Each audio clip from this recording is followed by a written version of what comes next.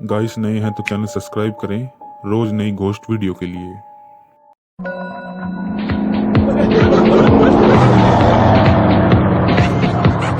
छह दोस्त घूमने निकले।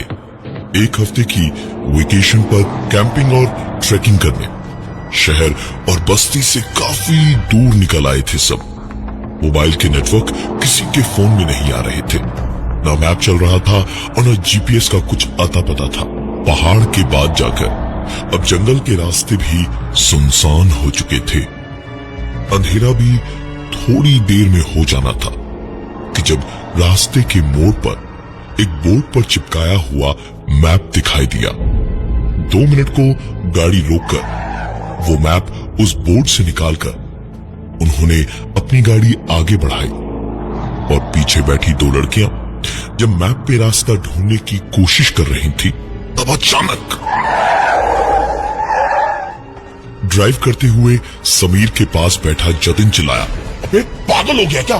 गाड़ी ऐसे क्यों रोकी तूने? समीर बेहद हैरान सा गाड़ी की स्टीयरिंग को देखता हुआ ब्रेक्स और एक्सीलरेटर पे पैर मारते और चाबी घुमाकर गाड़ी स्टार्ट करने की कोशिश करते हुए बोला, यार ब्रेक नहीं मारी मैंने, पता नहीं शायद कुछ गड़बड़ है, दोबारा स्टार्ट करके देखता हूं। लेकिन कई कोशिशों के बावजूद गाड़ी स्टार्ट नहीं हुई और जतिन ने फिर से कहा, समीर तेरा हर बार का नाटक है, कहां से खटारा गाड़ियां जुगाड़ करता है तू। हर ट्रिप पर यही नाटक होता है हर बार। एक के बाद एक सबके सब गाड़ी से नीचे उतरे और सब में बहस होने लगी। समीर खड़े खड़े सबको समझा रहा था कि जब अचानक सब लोग अगर कार के बाहर खड़े थे तो फिर ये हॉर्न कैसे बजा। यही सोचकर समीर तुरंत कार की ओर दौड़ा और अपनी सीट की खिड़की से झांक कर देखा तो पाया कि स्टीयरिंग पे हॉर्न एक ओर से दबा हुआ था। अचानक खाली गाड़ी में वायरिंग की प्रॉब्लम शायद हो सकती है, लेकिन हॉर्न का अपने आप दबना। समीर ने इधर उधर देखा, उसे कोई दिखाई नहीं दिया। उसने जिधर से हॉर्न दबा हुआ था उसके उल्टी तरफ हल्के हाथ से हॉर्न को दबाया तो हॉर्न बंद हो गया। जरूर ढीला हो गया होगा हॉर्न, इसलिए ऐसा हो रहा था। हॉर्न को बंद करके समीर पलटा अपने दोस्तों की ओर और उसने कहा कि अरे सचमुच खटा रहा है यार, इस बार तो मतलब क्या बताऊं। समीर अपनी बात खत्म भी नहीं कर पाया जब दोबारा से हॉर्न बजने लगा। बाकी सब तो ठीक ही थे, लेकिन समीर ने अपनी आंखों से जो अभी अभी देखा था उसकी वजह से इस वक्त घबराहट हर गुजरते पल के साथ बढ़ते जा रही थी। उसने सबसे कहा कि साथ मिलकर गाड़ी को धक्का मारने में मदद करें। सबने वही किया। गाड़ी को धक्का मारते मारते आगे बढ़ाते रहे। जब 6 दोस्तों में से एक के बाद एक रेखा और सुहानी ने थक कर धक्का मारना बंद कर दिया, लेकिन गाड़ी आराम से आगे बढ़ती रही। बचे हुए 4 लड़कों में से एक के बाद एक 3 लोगों ने भी थक के जरा सा हाथ खींचा, लेकिन फिर भी गाड़ी आराम से अकेले समीर धकेले जा रहा था। जब जतिन ने पीछे से आवाज लगाई, समीर रुक जा, समीर रुक जा। आवाज सुनकर समीर ने रुककर पीछे देखा तो सारे दोस्त वहीं खड़े थे। हैरानी से पलटकर उसने वापस गाड़ी की ओर देखा तो गाड़ी अपने आप उस जंगल में आराम से आगे की ओर चलती जा रही थी। आखिरकार गाड़ी को धक्का देते देते सारे दोस्त उस डाक बंगलों तक पहुंचे जहां उनके जाने की बात थी, लेकिन वहां पहुंचकर सबने पाया कि वो तो पुराना खंडहर था। दीवारें टूटी फूटी, छत कहीं भी नहीं और चारों ओर सांप बिच्छू रेंग रहे थे। गाड़ी किनारे लगा के सब के सब बैठे डाक बंगलों के अंदर ही अपने अपने टेंट्स लगा के और बाहर कैंप फायर जलाकर सब बैठकर मस्ती कर रहे थे, जब चारों ओर फैले हुए सूखे पत्तों पर किसी के कदमों की आहट साफ साफ सुनाई देने लगी और वो कदमों की आहट उन सब के पास आकर रुकी और 6 के 6 दोस्तों को एक आवाज साफ सुनाई दी। यहाँ आकर रहोगे तो कीमत देनी पड़ेगी। यह आवाज सुनते ही सबके सब समझ गए थे कि कम से कम इस डाक बंगलों के अंदर तो नहीं रुकना है। सबने तुरंत रात के अंधेरे में अपने अपने टेंट्स डाक बंगलों के बाहर लगवा लिए। लेकिन चाहे कितना कुछ कर लेते, इतनी देर से इतना सब कुछ होने के बाद सुकून तो था ही नहीं। सब लोग काफी देर तक बातें करते हुए जागते रहे और फिर सोने गए। समीर अपने टेंट में अपनी गर्लफ्रेंड सुहानी के साथ था, जतिन की बहन सुहानी। समीर गहरी नींद में था जब उसे अजीब सी हाथापाई की आवाजें आई। वो करवट बदल कर लेट गया, लेकिन समीर के कानों में आती आवाजें अब थोड़ी बदल गई थी।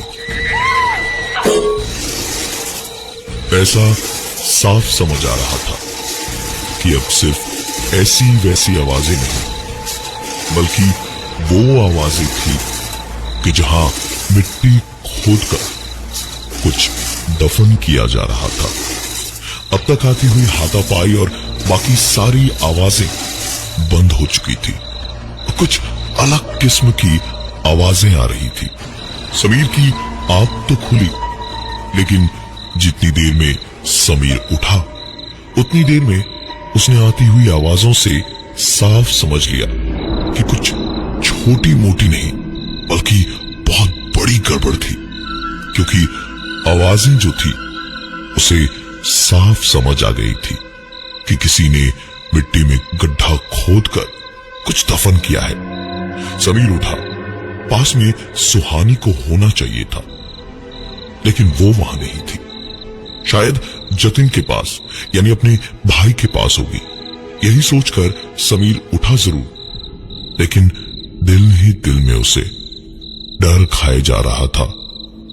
और टेंट से निकलते ही उसने अपने टेंट के थोड़ा सा आगे एक छोटा सा मिट्टी का टीला देखा, जैसे किसी ने अभी अभी उसे खोदकर वापस ठीक किया हो। समीर डर, हैरानी और खौफ सबके मिले जुले हाल से उठकर उसी टीले की ओर दौड़ा और टीले तक जाते ही किसी जानवर की तरह उस टीले को हाथों से खोदने लगा और खोदते खोदते आखिरकार उसे सुहानी की दफन की हुई ताजी लाश दिखाई दी। समीर बेहद प्यार करता था सुहानी से। लाश देखते ही उसकी चीख निकल गई और उसकी चीख सुनकर सब के सब टेंट से निकल कर आए और बाहर आकर आधी जमीन में दफन अपनी बहन सुहानी की लाश देखकर जतिन खुद पर काबू नहीं रख पाया और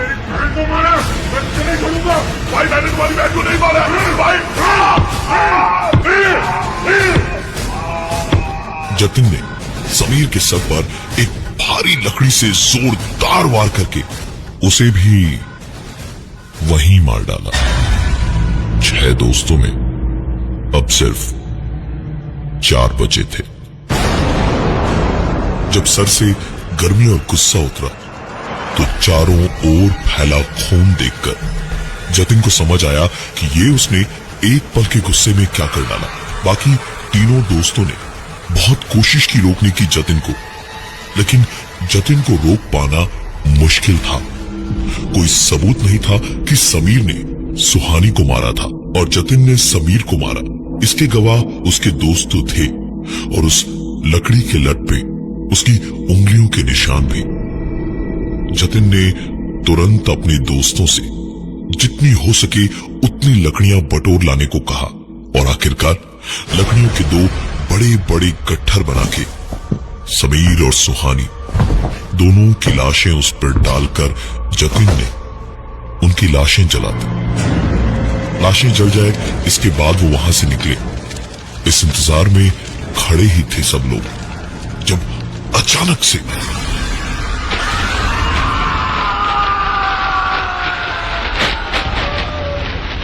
ग्रुप में बचे हुए 4 लोगों में से आकाश अपने आप खिसकता हुआ पास में बने तालाब की ओर खींचा चला जा रहा था। जतिन कुछ दूर तक उसे रोकने और बचाने को उसके पीछे पीछे गया, लेकिन कोई फायदा नहीं हुआ। जिस तेजी से आकाश को पानी में घसीटा गया था वो किसी इंसान के बस में नहीं था। जतिन दूर से ही देख पा रहा था कैसे आकाश कोशिशें कर रहा था खुद को बचाने की, लेकिन कोई फायदा नहीं था। आखिरकार तालाब के उस ठहरे हुए पानी में आकाश की लाश पानी की सतह पर उभर आई। जतिन के साथ अब सिर्फ रेखा और विनय बचे थे। तीनों ने सोचा सुबह तक आसपास साथ साथ रहने में ही भलाई है। एक भी कोई अलग थलग पड़ा तो पता नहीं अब क्या हो। 2 टेंट्स को मिलाकर एक बड़ा टेंट बना के तीनों उसी में बैठे रहे काफी देर तक। जब तीनों ने एक साथ सुना, भैया भैया बचाओ बचाओ भैया बचाओ, सुहानी की चीखें पूरे जंगल में गूंज रही थी। जतिन एक झटके से उठ के खड़ा हो गया अपनी मरी हुई बहन को बचाने के लिए। जब रेखा और विनय दोनों ने एक साथ उसे पकड़ के रोका और चिल्ला के विनय ने कहा, जतिन तू पागल हो गया है क्या? सुहानी मर चुकी है। अभी अभी तूने खुद अपने हाथों से उसे जलाया था। खुद को संभाल, बाहर निकलेगा तो तू बचेगा नहीं भाई, बचेगा नहीं। जतिन ने उनकी एक नहीं सुनी और विनय के हाथ में मैप पकड़ा दिया। बस इतना ही कहा, अगर मुझे कुछ हो गया तो यहां से बाहर जाने का रास्ता इस मैप में है और यही मैप शायद तुम्हारी जिंदगी बचा पाएगा।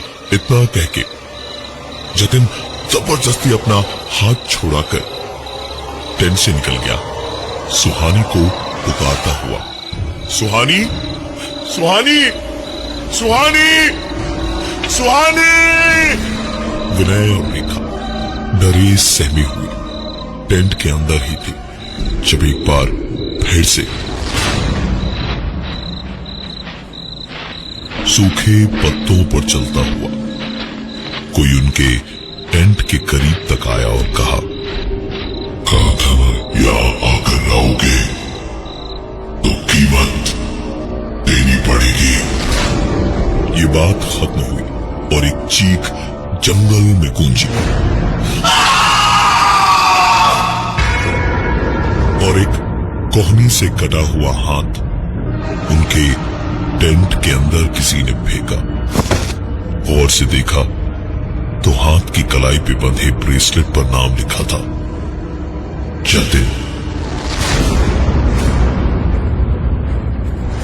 रेखा और विनय अपनी सांस भी धीमे धीमे ले रहे थे कि कहीं सांस की आवाज से मौत उन्हें ढूंढ न ले। ऐसे ही जागते हुए आंखों में रात कटी। सवेरा हुआ तो दोनों डरे डरे टेंट से बाहर निकले। विनय ने सामने पड़ी हुई एक लकड़ी उठाई और दोनों ने वापस डाक बंगलों की ओर चलना शुरू किया। एक ओर अभी भी हल्की हल्की आग में जलती हुई समीर और सुहानी की 2 चिताएं थी। सामने तालाब के किनारे लगी हुई आकाश की लाश थी जिस पर कौवे बैठे हुए उसे नोचने की कोशिश कर रहे थे और कुछ ही दूरी पर जतिन की टुकड़ों में कटी हुई लाश थी। दोनों को पता था कि अगर रुके रहे तो अगली बारी उन्हीं की थी। भागते भागते थोड़ी ही दूरी पे जब डाक बंगलों पे पहुंचे तो देखा जो डाक बंगलो कल रात टूटा फूटा खंडहर जैसा था वो अब नया नवेला चमकता हुआ था। अंदर बाहर काफी लोग भी थे। उनकी गाड़ी वहीं किनारे पर खड़ी थी और चाबी लगी हुई थी। विनय की जेब में मैप था ही। विनय गाड़ी स्टार्ट करने की कोशिश कर ही रहा था जब एक मुस्कुराती हुई आवाज सुनाई दी। I hope you enjoyed your stay sir. Vinay और रेखा दोनों ने पलट के देखा तो एक आदमी वेटर की ड्रेस में था और बड़े अदब से मुस्कुराता हुआ उन्हें देख रहा था। विनय और रेखा उसका चेहरा देखते ही रह गए क्योंकि उसका चेहरा जतिन से मिल रहा था। उसने आगे कहा, सर आप 6 लोग आए थे और जा सिर्फ एक दो लोग ही वापस जा रहे हैं।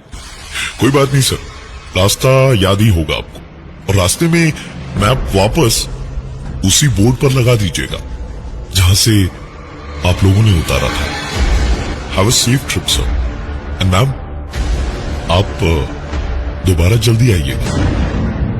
विनय जानता था कि कुछ तो बहुत गड़बड़ है। उसने सीधे सीधे गाड़ी गियर में डाली और गाड़ी भगा दी। पहाड़ी रास्ता, वो भी सुनसान। इतना सब हो ही चुका था। रेखा तो खुद को संभाल नहीं पा रही थी और रोई जा रही थी। विनय भी कुछ बोल नहीं रहा था, बस चुपचाप गाड़ी चलाए जा रहा था। वही मोड़ जहां आते वक्त उनकी गाड़ी अचानक ब्रेक लगने से रुकी थी, उसी मोड़ पर अब दोबारा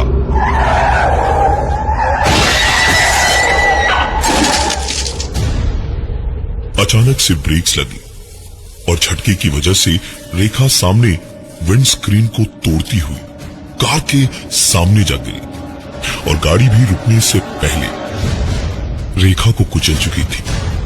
विनय तुरंत गाड़ी से उतरा। उसने रेखा को देखा। आसपास तो क्या, दूर दूर तक कोई नहीं था। विनय ने लाश वापस गाड़ी में नहीं रखी, बस वहां से तुरंत निकल पड़ा। थोड़ा आगे जाने पर उसे वही बोर्ड दिखाई दिया। उसने मैप पर तुरंत बोर्ड को लगाया और गाड़ी स्टार्ट करके अपने घर को निकल पड़ा। वापस पहुंचकर कई लोगों के कई सवालों के जवाब देने थे उसे। ऐसे कई किस्से हैं उस डाक बंगलों के, लेकिन हर बार वही एक जिंदा लौटता है जो उस मैप को बोर्ड पर वापस लगाता है।